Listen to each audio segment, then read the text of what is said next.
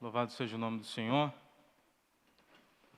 A todos que nos visitam, sejam muito bem-vindos. Meu nome é Jones e hoje eu tenho a responsabilidade aqui de dar continuidade a esta série de exposições sobre os 10 mandamentos, palavras faladas do fogo. Domingo passado, o pastor Tiago nos deu uma introdução respondendo a 3 perguntas. Como os 10 mandamentos foi entregue ao povo de Israel, por que devemos estudá-los e por que devemos obedecê-los. E hoje eu tenho a responsabilidade de falar sobre o primeiro mandamento. Vamos orar mais uma vez? Deus, estamos em guerra, uma guerra que acontece em nossos próprios corações e no coração dos nossos filhos. Uma guerra que começou no Jardim do Éden e que continuará até o novo céu e a nova terra. Uma guerra entre luz e trevas, entre pecado e justiça, entre santificação e impiedade. Uma guerra que permeia o nosso mundo e quer que amemos tudo desse mundo. Ajuda-nos a lutar esta guerra contra a idolatria. Nos ajude a caminhar pelo caminho estreito, olhando para Jesus, correndo a corrida que está adiante de nós. Nos ajude a sermos modelos para os nossos filhos, para que eles vejam em nós como vencer o mundanismo e viver uma vida que glorifique o seu santo nome. Oramos em nome de Jesus. Amém. Por favor, a todos que trouxeram as suas Bíblias, abra comigo no livro de Êxodo, capítulo 20. Êxodo capítulo 20, e nós vamos ler ali os primeiros versos, no que diz respeito ao primeiro mandamento, que diz assim: e Deus falou todas essas palavras: eu sou o Senhor, o teu Deus, que te tirou do Egito, da terra da escravidão. Verso de número 3. Não terás outros deuses além de mim. Irmãos, infelizmente, no Brasil, o conceito de idolatria ficou atrelado à adoração ou veneração de imagens, graças ao conflito intenso dos protestantes contra o culto aos ídolos, promovido pelo catolicismo popular e pelas religiões afro-brasileiras. A idolatria, contudo, é algo muito mais profundo e enraizado no coração humano, que tem a capacidade de transformar qualquer coisa em ídolos, que são colocados, de fato, no lugar de Deus. Alguém poderia argumentar com certa segurança que os evangélicos não são idólatras. Ao que parece, a razão desta segurança estaria ancorada no fato de não termos imagens em nossos templos e não nos curvamos diante de estátuas feitas por mãos humanas, ou não acendemos vela para nenhum ídolo de barro ou de metal. Todavia, tal segurança está alicerçada em uma leitura demasiadamente superficial das Escrituras. Mas, em um exame cuidadoso da Palavra de Deus, temos a revelação que, antes de ser um artefato de mãos e feito por mãos humanas, o ídolo é um artefato do coração. Quando compreendemos que o coração é, como diz João Calvino, uma fábrica de ídolos, damos o primeiro passo na direção do entendimento bíblico no que se refere à idolatria. A propósito, é relativamente fácil destruir um ídolo feito de barro. Uma marreta, por exemplo, seria bastante útil e eficiente para destruí-lo. No entanto, como destruir ídolos feitos com o material do coração? É diante da teologia bíblica da idolatria, que por sua vez nos ensina sobre as origens da idolatria, remetida aos dias em que o homem ainda gozava do privilégio de viver no jardim do Éden segundo as bênçãos de Deus. E aqui eu trago a versão de Vitor Ramil e Lanini para a canção de Bob Dylan, com o título Tenho que Servir a Alguém. Nos cabe como uma perfeita introdução. Diz assim a música: você pode ser rei no país do futebol, pode ser viciado em bingo e nunca ver a luz do sol. Você pode ser um mago e vender livros de montão. Você pode ser uma socialite e enriquecer vendendo pão. Mas um dia vai servir a alguém. Um dia vai servir a alguém. Seja ao diabo ou seja a Deus. Um dia você vai servir a alguém. Você pode desejar a cura com Lacan, você pode procurar os serviços de um xamã. Você pode ser um pregador, chutar os santos do altar. Você pode ter um bom discurso, você pode nem saber falar. Mas um dia você vai servir alguém. Você pode ser demente, pode ser doutor, pode ser sincero, pode ter rancor. Você pode ser crente, você pode ser ateu, pode ser um leitor vaidoso ou uma miss que nunca leu. Mas um dia vai servir a alguém. Em seus versos, vemos retratada a realidade de todo homem. Isto é, o fato de que um dia, eu e você, serviremos a alguém. Talvez os compositores não saibam quanto estão perfeitamente corretos à luz da teologia cristã, uma vez que todos fomos criados para servir no sentido bíblico de adorar. Não há ser humano que não sirva, adore a alguém ou a alguma coisa. O único reparo pode ser fato de que ainda não percebam que o verbo da música deve ser usado no presente, pois de fato nós já servimos a alguém. No projeto original da criação, o homem deveria adorar somente a Deus, o Criador de todas as coisas, mas com a queda houve uma separação que acabou por obscurecer a visão humana de quem, de fato, deveria ser adorado. É no relato da criação, e mais especificamente na narrativa do estabelecimento do homem no Jardim do Éden, que podemos observar os benefícios que foram concedidos ao homem, a fim de que pudesse cumprir o chamado original de Deus perfeitamente. E quais benefícios são esses?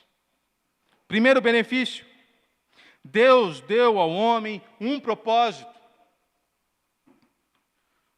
Como podemos ler em Gênesis 2,15, o Senhor Deus tomou o homem e o colocou no jardim do Éden, para que o homem o cultivasse e guardasse. Segundo benefício, Deus deu ao homem liberdade. Lemos em Gênesis 2,16 que Deus disse ao ser que criara: podes comer livremente de qualquer árvore do jardim, mas da árvore do conhecimento do bem e do mal dela não comerás. Observe que a restrição está em uma única árvore, mas a liberdade dada por Deus se encontra em todas as demais árvores do jardim. Terceiro benefício, Deus deu ao homem uma auxiliadora idônea. Deus concedeu um auxílio especial ao homem. para que ele não estivesse solitário, conforme lemos em Gênesis 2,18. Benefício esse que alcança os homens e, obviamente, alcança também as mulheres. Quarto benefício: Deus deu ao homem autoridade sobre a criação.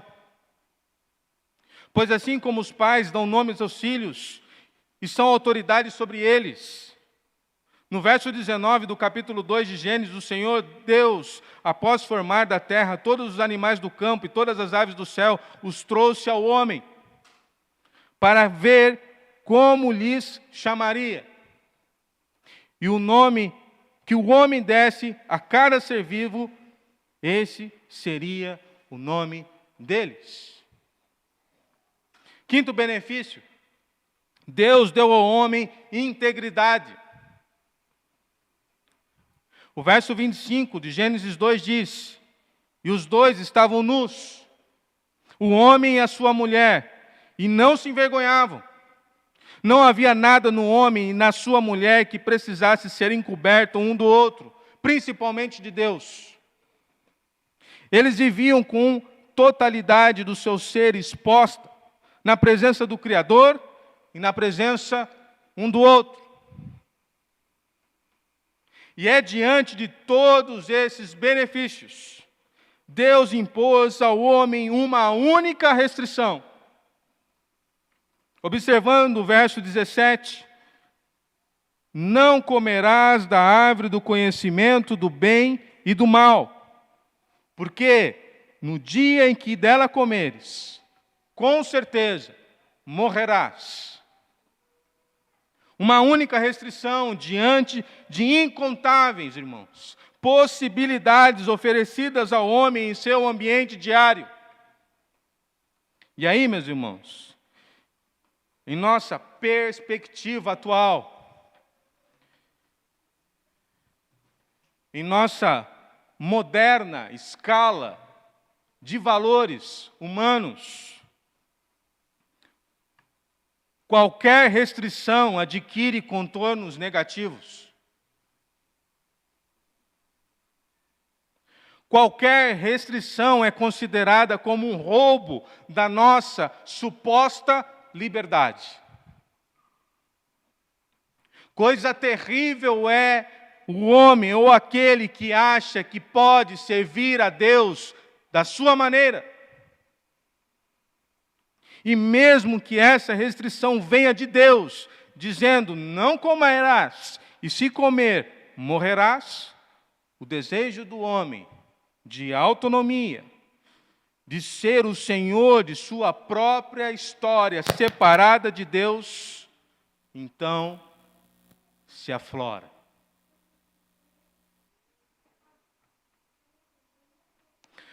Quando na clara oposição a Deus, feita pela serpente, dizendo: comeis, e com certeza não morrereis, a mulher, por seus sentidos e desejos, dobrou-se diante de uma palavra proferida em oposição à palavra de Deus, comendo do fruto. E Eva foi acompanhada nesse ato por Adão. Irmãos, esse foi o primeiro ato de idolatria.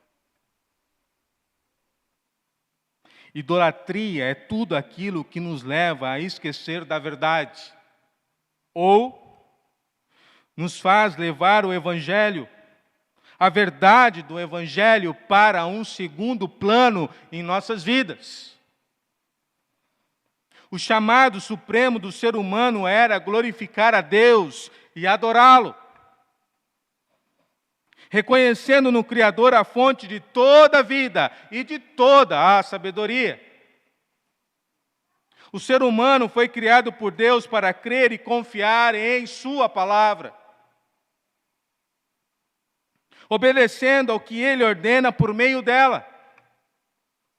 A razão do primeiro mandamento ser o primeiro dos mandamentos é que Deus é o centro de todas as coisas. Ele não orbita diante da nossa miserável vida. Em outras palavras, nenhum de nós é o centro do coração de Deus. Se nós sempre conseguimos manter e guardar esse mandamento de adorar, de glorificar, de servir somente ao único Deus, nós jamais cometeríamos nenhum outro pecado. E qualquer pecado que nós venhamos cometer ou cometemos, nós sempre quebramos o primeiro mandamento. O primeiro mandamento é o primeiro mandamento em importância, porque ele define que todo o nosso pecado é de fato um pecado contra Deus.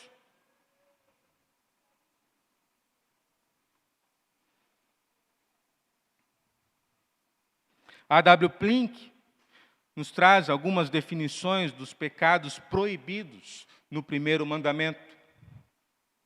Primeiro, uma ignorância desejada de Deus, desprezando os meios pelos quais podemos nos relacionar com Ele. Segundo, o ateísmo ou negação de Deus, sendo o ateu idólatra de si mesmo, colocando-se como criador da verdade. Terceiro, o estabelecimento de deuses falsos e fictícios, fazendo um Deus diante da sua própria imaginação, por vezes usando a Bíblia, de maneira incoerente, superficial, vazia e herege. Quarto, a desobediência ou a vontade própria em desafio aberto contra Deus. Quinto, afeições desordenadas com relação a bens materiais.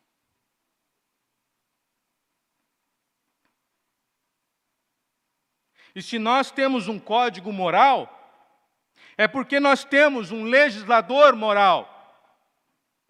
A razão de os 10 mandamentos ter obrigação irrevogável e autoridade sobre nós é que há um Deus que nos criou, nos formou, nos ama e tem direito sobre nós. Nós entendemos tão pouco o Evangelho quanto os judeus entenderam a lei, se pensarmos que o sacrifício de Cristo diminui a nossa obrigação de obedecer. Jesus disse: se me amardes, guardareis os meus mandamentos. Em 1 João nos diz que aquele que diz, eu o conheço, e não guarda os seus mandamentos é mentiroso, e nele não está a verdade. Paulo vai nos dizer em Romanos 7, que a lei é santa, o mandamento é justo, é bom, é divino. Há algum problema com o mandamento? Há algum problema com a lei? Obviamente que não. O problema está em nós mesmos.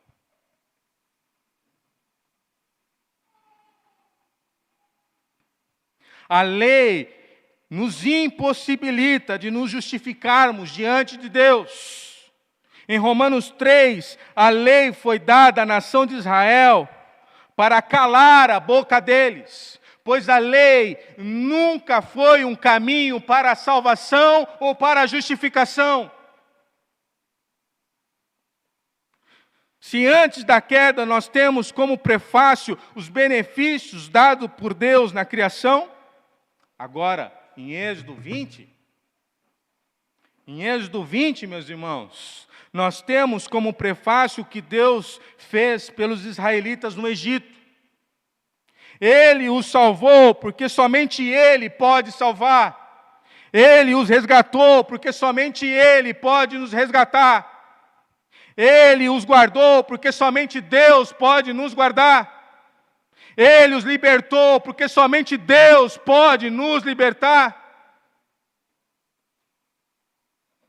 E essa liberdade está nos moldes de Deus, não nos nossos. Todo tipo de idolatria nos escraviza e nos domina. Ou estamos contentes diante da face de Deus, ou estamos almejados, ou melhor, algemados aos deuses deste século. Quem sabe nós estamos, por exemplo, trocando a aprovação do Senhor pelo anseio de coisas que saiam e saciam o nosso ego. Coisas que compactuam com a cultura, com a família, com os amigos. Lendo novamente o primeiro mandamento, no verso 3, não terás outros deuses diante de mim. Notamos o seu número singular, tu e não vós. Dirigido a cada pessoa, a cada um de nós, separadamente, porque cada um de nós está em questão aqui. Não terás outros deuses, tem a força de tu. Tu não possuirás, não buscarás, não desejarás, não amarás ou irá cultuar nenhum outro. Não terás outros deuses diante de mim, isto é, não darás a qualquer um ou a qualquer coisa dependência que é devida apenas ao verdadeiro Deus. E não transfira para outro que pertence somente a Ele. O primeiro mandamento não está sugerindo que de fato há outros deuses. Eles são chamados assim porque o coração corrupto dos homens os inventa e os estima como tal. Logo no primeiro versículo da Bíblia, vemos que o Deus de Israel é o único entre o panteão de supostas divindades. No princípio, Deus criou os céus e a terra. Gênesis 1:1. Como John Dickson escreveu, o monoteísmo não é apenas o primeiro mandamento da Bíblia. É o primeiro pensamento.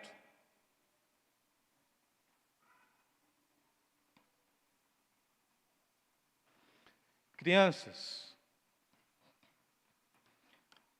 agora eu falo com vocês. Diante de toda a criação de Deus, diante de tudo que Ele criou, qual paisagem, qual imagem vocês mais gostam de desenhar? O céu azul, com a luz do sol, as nuvens? O céu de noite, com as estrelas e a lua? Vocês sabem desenhar um lindo jardim, uma linda paisagem do mar com os peixes, os animais marinhos? Por favor, desenhe uma linda paisagem e escreva acima: adorado seja o único Deus, Criador de todas as coisas.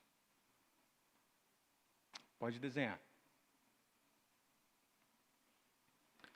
Se só Deus, ou só Deus é eterno. Deus criou tudo do nada. O único ser autoexistente e autossuficiente.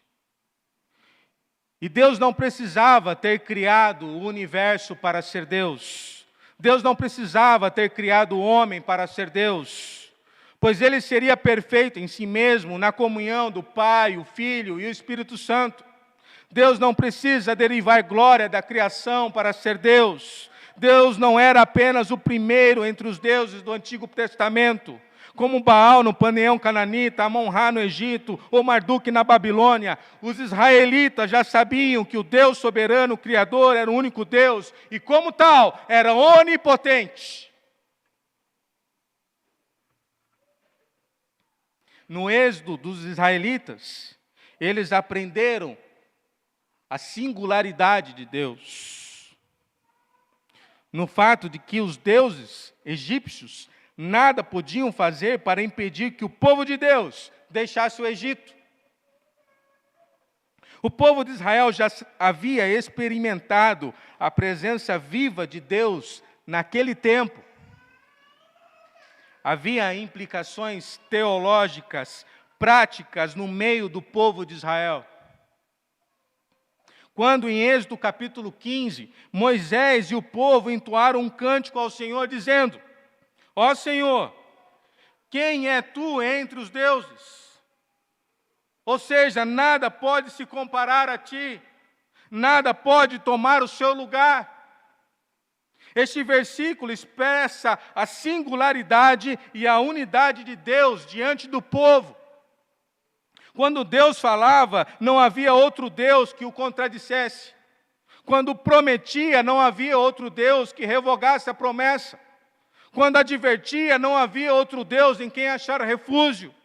Eles já entendiam que o verdadeiro Deus não apenas realizou a obra da criação, mas sustenta toda a criação de 93 bilhões de anos-luz em suas mãos.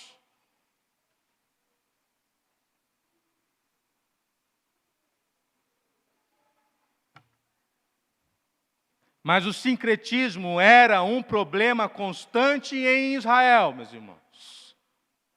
Assim como é nos dias de hoje. O povo de Deus era continuamente tentado a fazer da sua fé uma religião do tipo E. Enquanto Deus insistia na adoração como uma proposição ou vocês adoram somente a mim, ou vocês não me adoram de fato. Nenhum homem pode servir a dois senhores. A culpa do povo de Deus sempre foi esse pequeno E. O Senhor é ótimo, mas queremos o Senhor e Baal, o Senhor e Azerá, o Senhor e o dinheiro, o Senhor e o respeito social.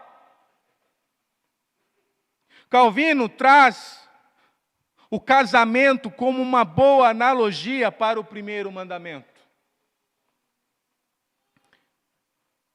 Você pode ter um relacionamento tipo E com a sua esposa? Pelo menos não por muito tempo. Suponha que o marido chegue em casa e diga: querida, que bom ver você. Quero lhe apresentar alguém muito especial para mim. Não me interprete mal. Você também é muito especial para mim. Mas acontece que conheci outra pessoa, ela é amável, e vou passar algum tempo com ela. Mas também bastante tempo com você.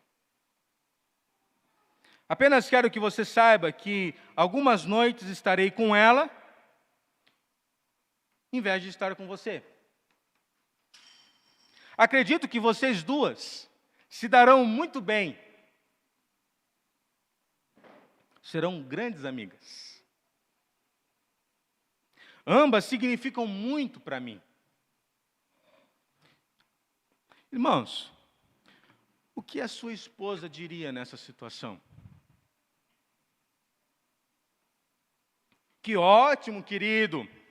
Estou honrado em ainda fazer parte da sua vida. Difícil, né? A esposa diria: ou ela, ou eu. Decida-se. E se a esposa dissesse isso com grande paixão, alguém pensaria que ela está sendo cruel, orgulhosa ou intolerante? Obviamente que não. Não diríamos que está sendo... Nós diríamos então que ela está sendo o tipo de esposa no qual ela deveria ser. Ela tem todo o direito de sentir ciúmes.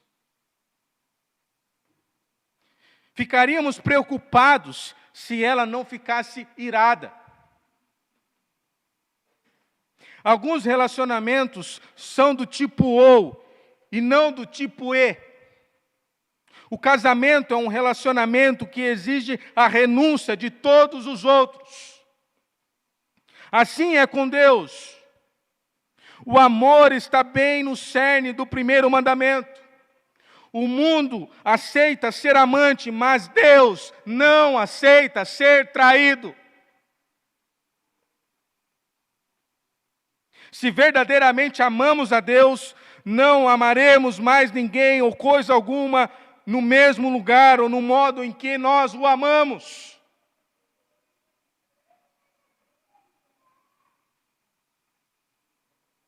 Em Deuteronômio, capítulo 6, o versículo 4 e 5, nos diz assim: Ouça, ó Israel, o Senhor, o nosso Deus, é o único Deus. Ame o Senhor, o seu Deus, de todo o seu coração, de toda a sua alma e de todas as suas forças. Veja, meus irmãos, que assim como Deus não é um ser impessoal, o cristianismo não é apenas um conjunto de normas e regras.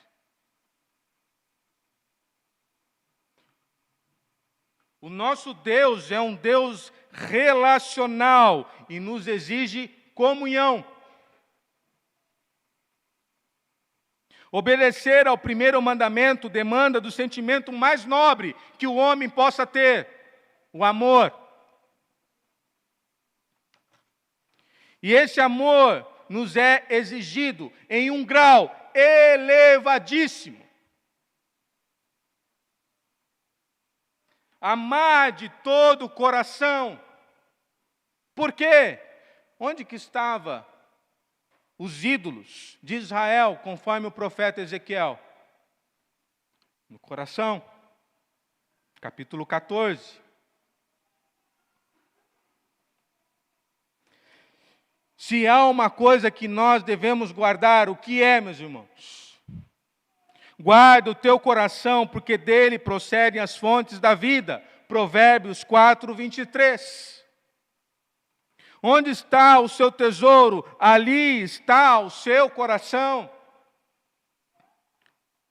Então eu digo para você que você pode não matar, não adulterar, não roubar, com medo das consequências. Não por temor a Deus.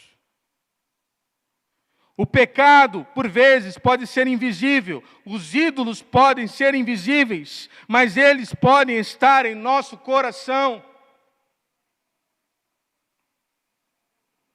Davi tinha plena consciência disso. Após adultério e homicídio, assassinato, ele diz: Senhor, no Salmo 51, pequei somente contra ti.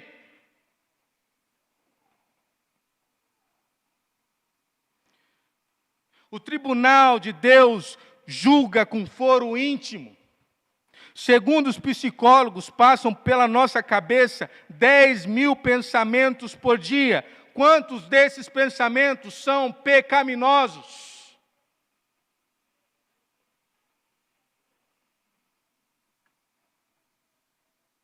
Na parte B do verso 5 do capítulo 6 de Deuteronômio, com toda a nossa força. Na parte B diz assim, com toda a nossa alma, com toda a nossa força. Ou seja, é amar a Deus com tudo o que somos. O amor sugere afeição, mas também é uma decisão. Decisão de amar, de servir e obedecer. Faça uma análise. O que mexe com você? O que mexe com as suas estruturas? Qual o termômetro da nossa alegria e felicidade? Ou o que nos deixa abatidos, prostrados e tristes? Muitas das vezes não é o Senhor.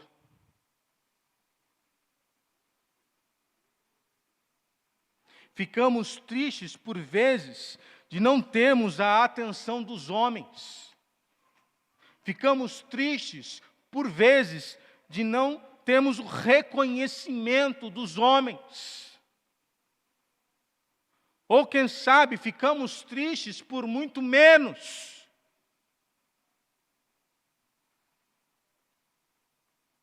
E isso nos afeta de tal maneira que nos prostra, revelando assim que o nosso coração não está em Deus. Citando Mateus capítulo 6, Jesus disse que ninguém pode servir a dois senhores, pois odiará a um e amará o outro, ou se dedicará a um e desprezará o outro. Vocês não podem servir a Deus e ao dinheiro. E eu lhes digo, não se preocupem com suas próprias vidas, quanto ao que comer ou beber, nem com seus próprios corpos, quanto ao que vestir. Não é a vida mais importante do que a comida e o corpo mais importante do que a roupa? Quem de vocês, por mais que se preocupe, pode acrescentar uma hora que seja da sua vida? Portanto, não se preocupem dizendo o que vamos comer, ou o que vamos beber, o que vamos vestir, pois os pagãos é que correm atrás dessas coisas, mas o Pai Celestial sabe que vocês precisam delas. Busquem, pois, o primeiro lugar, o reino de Deus e a sua justiça, e todas as coisas lhes serão acrescentadas. A pergunta para você e para mim: o que nos causa, ou o que nos leva a ter maior dedicação?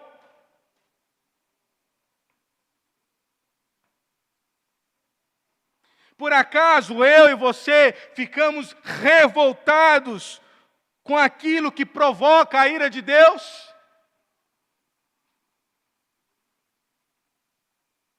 Quando olhamos para o Brasil, onde tem um feriado nacional, onde se diz que uma imagem pescada no Rio Paraíba do Sul, que foi quebrada por um iconoplasta, que foi remendada por um artista plástico, que está dentro de uma redoma de vidro, é a padroeira do Brasil, é a protetora do Brasil. Isso sim deve gerar em você e em mim indignação, indignação que resulta em dedicação. Não é a nossa pregação do Evangelho que devemos nos dedicar a ela. Não é conhecer a Deus por meio das Escrituras que devemos nós nos dedicar a isso.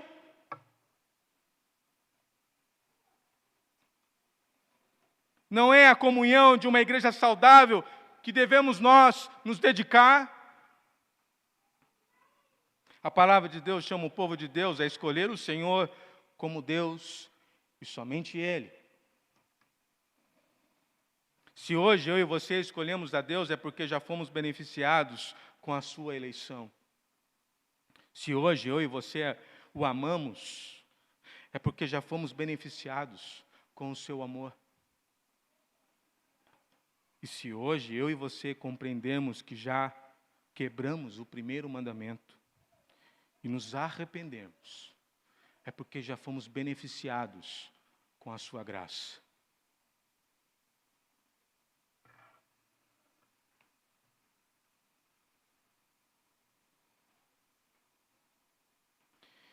Isso em comentários sobre o primeiro mandamento, Calvino argumenta que devemos a Deus 4 coisas: adoração, confiança, invocação e ação de graças. Em adoração, adoramos a Cristo. Em confiança, estimamos Cristo. Em invocação, olhamos para Cristo. Em ação de graças, encontramos graça em Cristo. Diante disso, temos aqui, para finalizarmos, 4 aplicações. A quem você louva? Talvez você elogie seus filhos, sua esposa, seus amigos, mas quem recebe o seu mais alto louvor?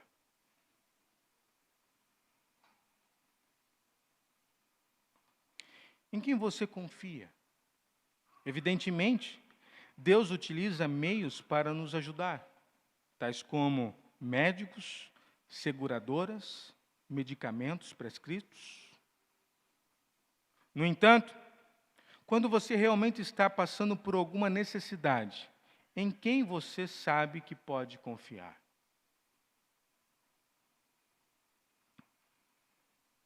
Terceiro, por quem que você chama? Onde você procura por respostas? Para onde você se dirige a fim de encontrar propósito e alegria? É para a comida? Trabalho? Televisão? Celular? Uma roupa nova? Ou a fim de encontrar o propósito da alegria, você se direciona para o Deus do universo? A quem você agradece? De onde vêm os dias ruins e os dias bons? De onde vêm todas as coisas, inclusive o ar que você está respirando? Perguntas como essas ajudam a revelar os verdadeiros deuses de nossas vidas, ou em nossas vidas. Quem louvamos, com quem contamos, quem chamamos e quem agradecemos, é aquele a quem adoramos. Crianças, eu falo com vocês mais uma vez. Quantas coisas boas Deus tem dado a vocês? Deus tem dado saúde. Deus tem dado para vocês uma família para te ensinar a palavra de Deus. Deus tem dado a vocês inúmeras possibilidades de servir a Ele. Diante de tantos benefícios que Deus tem dado a você de presente, como você pode agradecê-lo? A resposta é, para vocês, crianças, obedecendo, servindo e agradecendo a Ele. Apenas em Cristo podemos encontrar satisfação e respostas salvíficas a todas essas perguntas. Apenas nele podemos obedecer verdadeiramente ao primeiro mandamento. Apenas Cristo é digno, capaz e poderoso para nos salvar. E Deus está conduzindo a história para um fim no qual todo o universo irá se prostrar diante dele. Vamos orar?